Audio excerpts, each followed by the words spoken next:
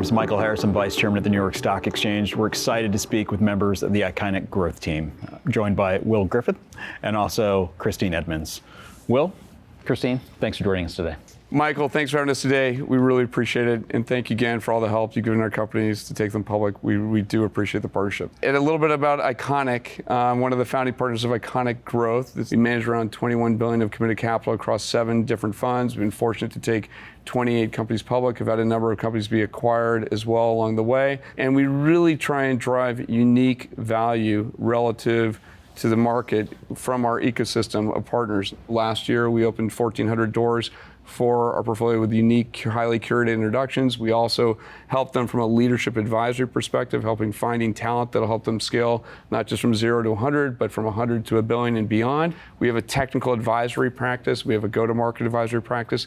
And then one of the most important things we do as well is help on the analytics side. As companies stay private longer, what that dimension of success looks like in the private market is more opaque than ever.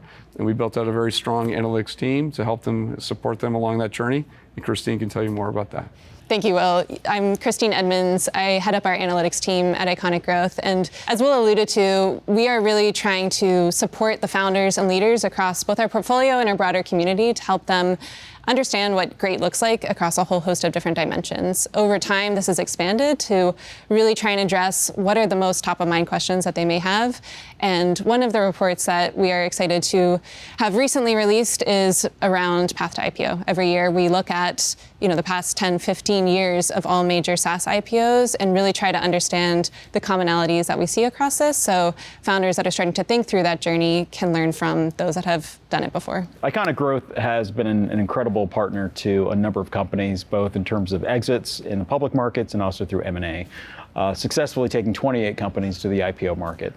Help us walk through some of the themes that you've seen historically, and what are some of the takeaways that we should be thinking about? It really starts, with great, authentic teams led by typically product-focused founders who are deeply customer-obsessed and have extraordinary passion. They define a culture and a North Star that's really phenomenal in terms of attracting great talent, attracting great customers, and really having a mission that a company can really build around. Fundamentally, that's been a critical aspect of what we've seen. I'd say another, just overriding theme is, large market opportunities. And those are opportunities that a company can address, and ideally is bringing innovation into that market for the first time and something different and new, which gives it competitive differentiation, gives it the ability to separate from the pack. And I think when we think about the businesses that we've taken public and what the markets are really looking for in this environment, it really starts with those themes from a qualitative perspective that are really underlying fundamentals for great businesses. That's great. And Christine, from a quantitative standpoint, obviously you lead a lot of the research that's done, but what are some of the financial metrics that you've looked at historically that have led to successful IPOs? A large TAM is very important. The other thing that we really see, no matter what cycle we're in, is growth matters. And when we look at the correlation of variables, it's always up there at the top or near the top, and not just any growth, but really sustained and efficient growth. And so some of the ways that we think about that are net revenue retention is a really important part of that. Understanding whether a company has sufficient scale and a sufficient customer base where they can really start to rely on those expansion, upsell motions to drive sustained growth as they continue to scale. And I think we found that when companies are around the 500 million ARR mark, they're really seeing like 60 to 70% of their revenue come from that existing base, relative to when a company's in the $100 million range, it's closer to 30%. So a significant change over time. And part of that is also product velocity. So how are you making those customers see the needs that you're addressing in your product, and how is that contributing to net revenue retention? I think we're going to see that become even more important for AI native companies, because in a usage-based model, that is how you measure your growth, is expansion as well. That's great. How have you seen that change over time? Yeah, I think all of what we just talked through is top line related metrics. And so when we think about the relative importance, we're definitely seeing right now that bottom line matters, and increasingly so. And Rule of 40 is a metric that we often talk about, especially in the context of successful IPOs. I think what we found over time is the makeup of that Rule of 40 in terms of the balance of growth versus free cash flow that's contributing to that has changed over time, and also the importance of those variables. So again, like most companies are not profitable when they go public, and that's okay, but I think what investors are looking for is margin expansion over time. And if we think about maintaining that Rule of 40, it becoming more challenged as there are headwinds in the market, but also as growth is just naturally compressed as you scale, it really is about how are you driving that margin expansion. And so one metric that we've spent a lot of time looking at this year is actually incremental margin, which the simplest way to think about that is what is the incremental dollar of net income that is falling to each dollar of new revenue. In a lot of ways, it really is just tied to this Rule of 40 and keeping that high even as your growth is compressed. I think Viva is another great example where they've consistently been a Rule of 50 company, and that is largely in part because of their incremental margin that's remained in that 50% plus range. Yeah. You know, that conversation around margin, growth, profitability, that's a dynamic that's playing out in real time with a lot of companies that are thinking about going to the public markets. How do you think about that now in terms of what the priorities are that companies should be looking at, and how do they think about that in terms of how the public market might actually view them? I think, as Christine mentioned, Rule of 40 has been a really important metric that has just grown in importance, and a lot of clarity from that metric, really over the last 5 years, a lot of correlations to it. But when we look at it in a more nuanced way, there's really more emphasis and value placed on the growth side of that relative to the free cash flow side. And in particular, in today's environment, it's roughly a trade of around 2.3 times relative to one margin improvement in profitability. So said another way, if you're able to improve and grow 2.3 times faster relative to the margin give up, it's a break even. And so that's not a one-for-one trade. And we've seen over time, there's actually a pretty strong correlation in lower interest rates environments where the Rule of 40 and that multiple is higher in lower interest rate environments where growth is going to be higher prioritized. In higher interest rate environments where cost of capital is higher, there's a bigger emphasis placed on the bottom line profitability and free cash flow, but still growth is more valuable in terms of the correlation. There's an interesting analysis that we put together. We've looked at this, but if you look at the Rule of 40 composition of a business that's growing at 30% and has 10% free cash flow margins relative to the reverse, a company that's growing at 10% and has 30% free cash flow margins, the first one is going to trade at a 37% premium in the public markets relative to what you're going to see for a very highly profitable business that's got low growth. So growth is really prioritized in this market, and something that I think companies need to be thinking about is the top priority when they think about going public and sustaining a high multiple in the public markets. Yeah. So there's a lot of questions among management teams about what scale do they need to be in order to get to the public markets. I think there's, on one hand, an argument to be made that it's much tougher to be a public company CEO with a small cap company these days. So how do you think about it? What is kind of the right optimal scale that you need to be in order to actually access the public markets? When it comes to scale, I don't think there's necessarily a threshold at which all of a sudden it becomes magically an opportunity to become a public company. But I think what it lends itself to is a very predictable volume of customers where you can drive that beat and raise motion. We've seen that the top performing IPOs are able to beat their revenue projections by closer to 3 to 5% relative to all companies are in sort of the 1 to 2% range. So it's a very important part of success, I think, especially the quarters leading up to IPO, the quarters afterwards. And that's really what is driven by that scale and having sufficient volume to be able to have foresight into what's coming. Another side of this is the success that you've had in terms of the scale of the market cap companies that are out there and what investors are looking for from an allocation standpoint. So while this is going to back into the scale question, one of the other sides of that is the market cap that's necessary to be a relevant listing and have a decent size IPO. Right. So that institutional investors are actually going to get a sizable enough allocation that it matters to them. And given the size of their books that the mutual funds are managing, whether it's an Alliance or a Fidelity or Wellington, how are they going to look at this and say, this is actually worth my time? Right. And in order for that to happen, generally speaking, minimum size IPOs today at the low end, we're talking about $500 million, $500 million, and what they're really looking for in terms of can we get to $1 billion to $2 billion, and somewhere in there, it's sort of a median perspective, which is going to give you enough volume to allocate the book to enough institutions where they actually feel that this matters and it's something they can continue to build on and can continue to scale. Now you reverse that back and say, all right, what's your market cap need to be so that you're not selling too much of the company, because at the same time, you believe the company is going to continue to grow. You don't want this to be the result where there's a ton of dilution. Right. And generally, companies are looking to kind of operate in that 8 to 12% range from a dilution standpoint.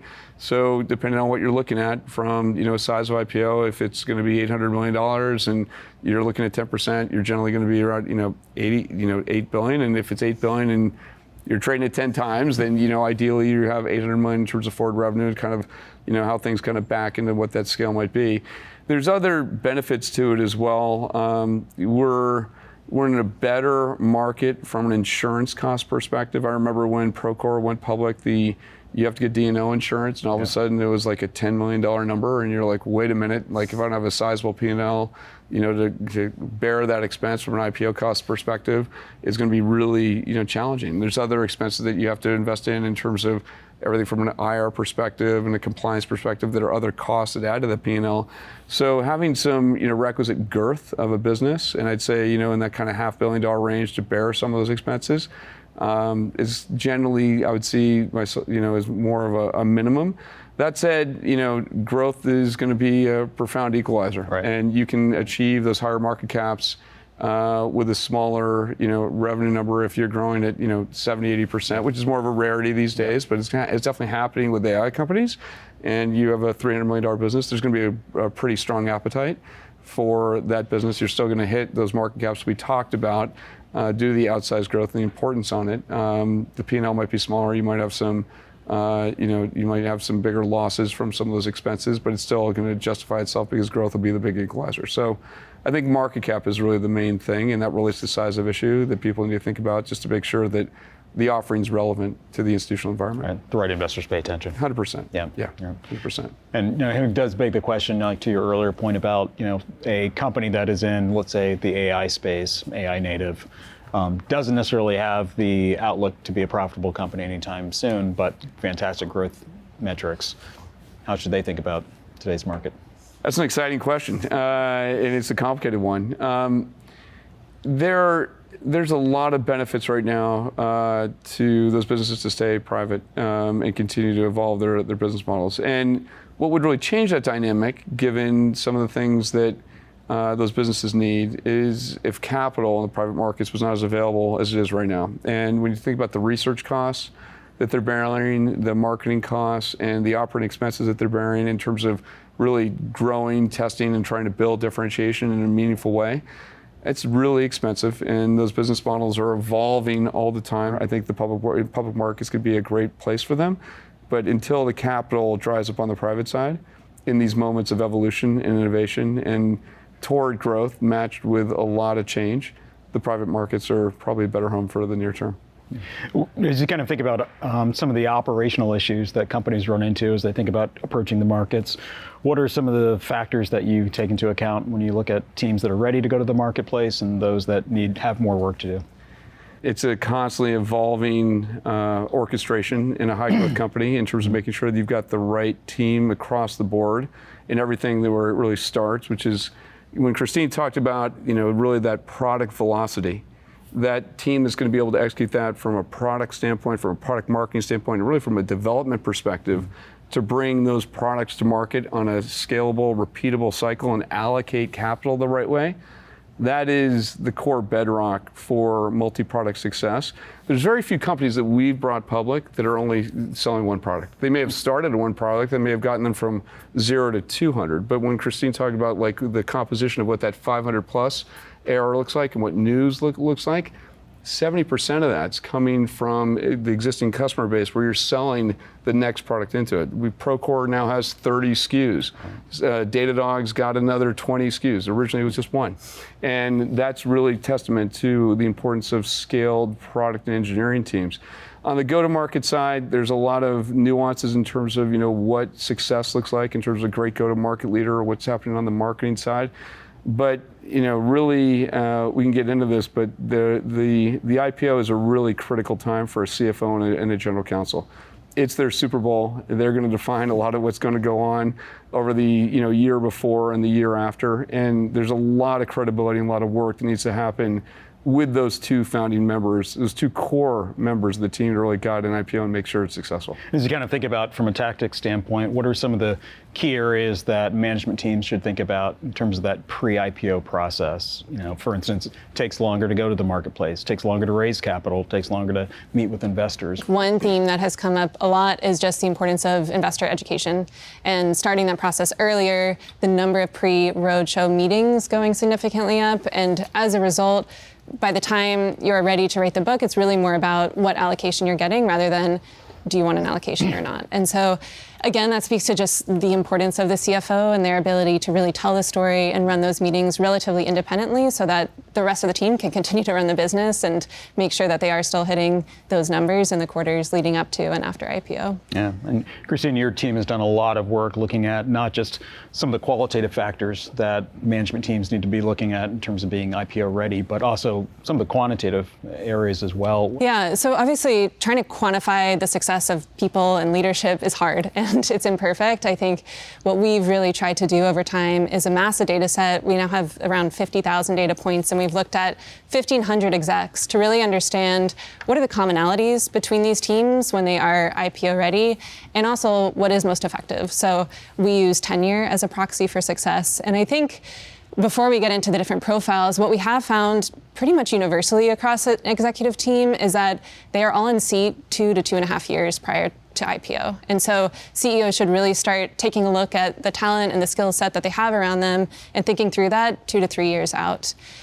In terms of the roles that they play and the importance of whether or not they've had prior IPO experience, I think one way to think about that is what is the role that they're going to play during the IPO? And so there are roles like CFO where that prior experience is really valuable. And I think we found that 2/3 of CFOs have prior public and IPO experience. General counsel is another important one. And then also head of people is someone that's going to partner very closely with your CEO. This is the first time that many of your employees are going to have liquidity. They're also going to have recruiters knocking at their door. And so being really thoughtful about the plans that you have in place for that. We found that the average total experience of a head of people is over 20 years. And so I think it just speaks to the maturity required for that persona.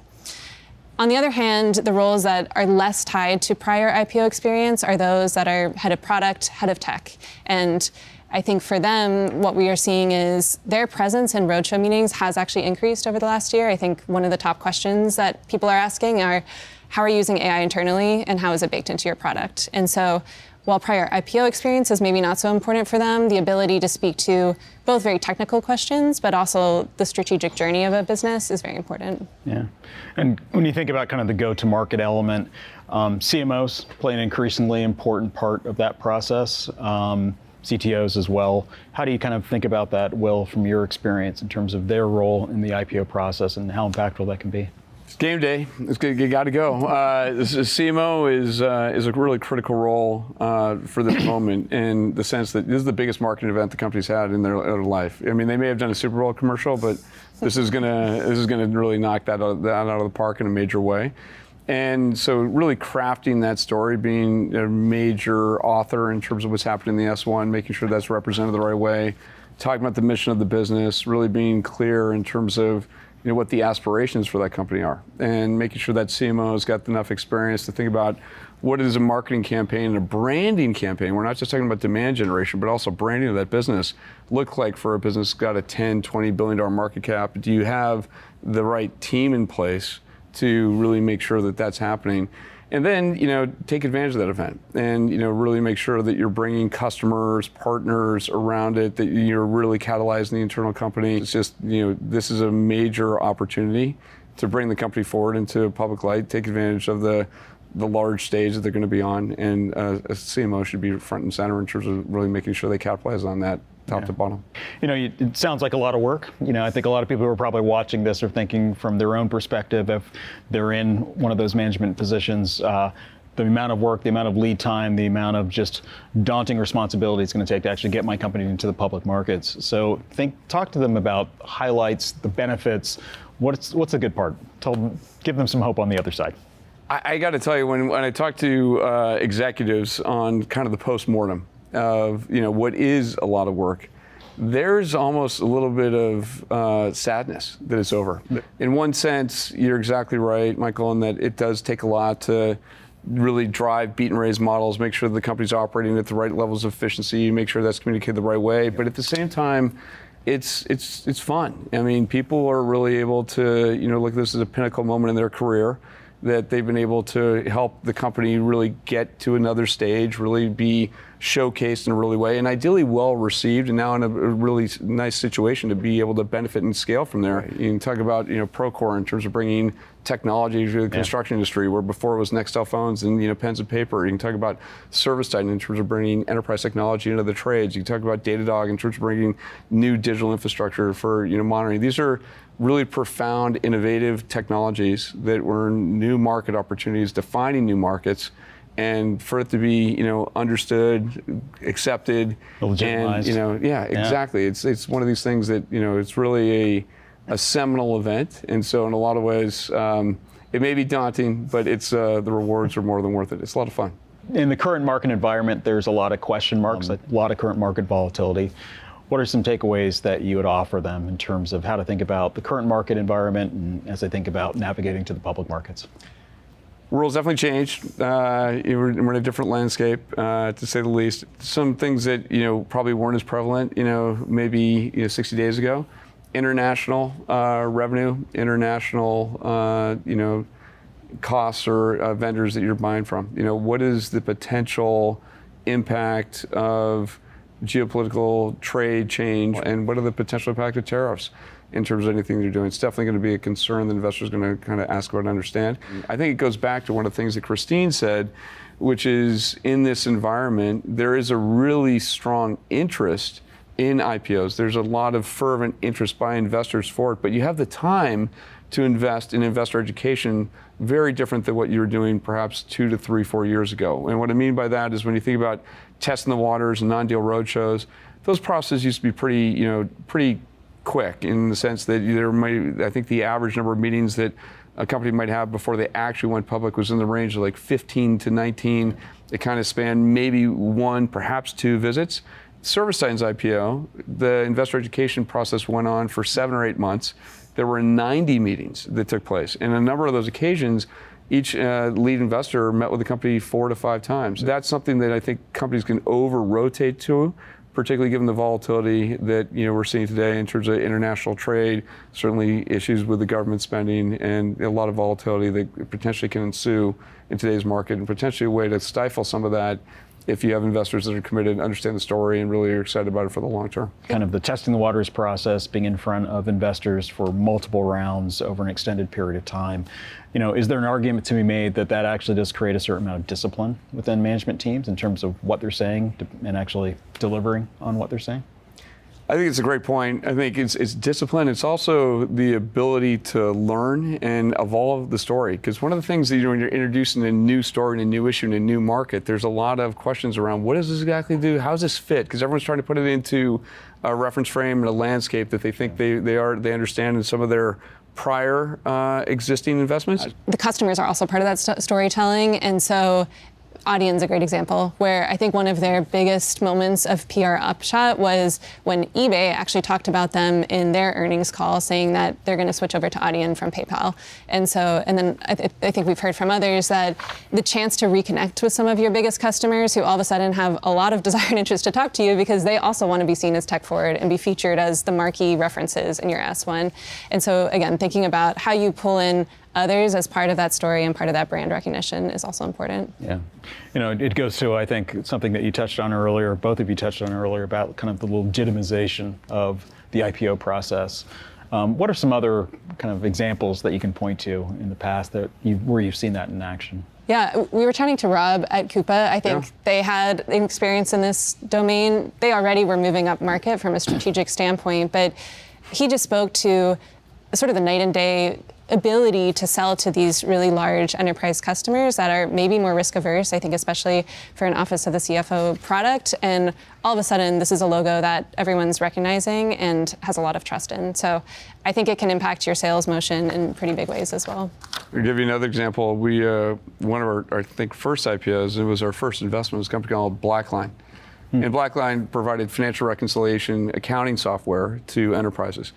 And they very successful business, and it had been bootstrapped and ran prior to our investment, I think for 10, 12 years by Therese Tucker, and a great story. We invested in 2.5 years later, we decided to take the company public. And in so doing, really helped define the category, because it was something that I think was not really understood very well by professional investors and institutional investors. And it really helped raise that enterprise profile. And all of a sudden, ACVs, the top ACVs in the company, went up by 10x. And it was the ability to sell to the Fortune 50 that was availed to us through that process, and actually strike a great partnership with SAP that enabled for global distribution, which historically would have been really difficult for a private company, more opaque, smaller, and kind of finding its own way. It just attracted a very different size of clients and also sales opportunities, and the company had a great success as a public company ever since. So, What would be 3 pieces of advice that you'd offer to a company that's kind of sitting in the seat, looking at everything that they've heard today? I think first and foremost, regardless of market, really understanding why you're going to have an IPO and the rationale behind that. And then I think really understanding your customer base and how stable are they, how durable is that growth that they're helping drive.